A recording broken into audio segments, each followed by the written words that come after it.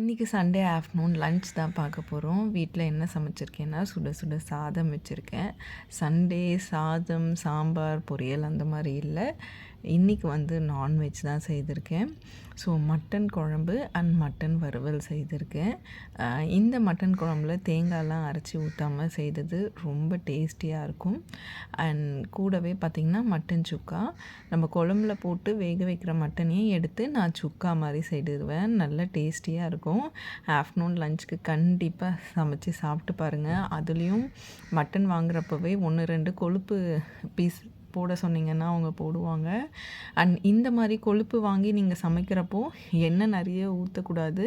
ஏன்னா நீங்கள் நிறைய எண்ணெய் ஆட் பண்ணிங்கன்னா உங்களுக்கு இந்த மீட்லேருந்தே எண்ணெய் நல்லா இருக்கும். ஸோ இதில் நீங்கள் அதிகமான எண்ணெய் சேர்த்திங்கன்னா உங்கள் உடம்புக்கு தான் கெடுதல். ஸோ இந்த மாதிரி கொழுப்பு அண்ட் மட்டன் சமைக்கிறப்போ எப்போவுமே எண்ணெய் கம்மியாக ஆட் பண்ணிக்கோங்க. அண்டு கொழுப்புலேருந்தே நமக்கு நிறைய எண்ணெய் வந்துடும். அடிப்பிடிக்கெல்லாம் செய்யாது. நீங்கள் கரெக்டாக ஸ்டவ் பக்கத்துலேயே இருந்து பண்ணிங்கன்னா ரொம்ப டேஸ்டியாக வரும்.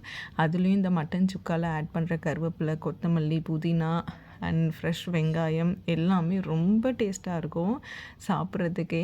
இன்றைக்கி ரெண்டுமே நல்ல டேஸ்டியாக வந்திருந்தது. அண்ட் மட்டன் வாங்குறப்பவே கொஞ்சம் எலும்போடு வாங்கினீங்க அப்படின்னா அதுவுமே நல்ல டேஸ்ட்டாக இருக்கும். ஏன்னா ப்ராய்லர் சிக்கனில் இருக்க எலும்பெல்லாம் நம்ம கடித்து சாப்பிட மாட்டோம். பட் மட்டனில் இருக்கிற எலும்பை நம்ம நல்லா கடித்து சாப்பிட்லாம். குழந்தைங்களுக்கு மட்டன் கொடுக்கறதுல தப்பே இல்லை. ஏன்னா அவங்களுக்கு வளர்கிற வயசு. சிக்கனை விட மட்டன் கொடுக்கறது இன்னுமே ஹெல்த்தின்னு நான் நினைக்கிறேன்.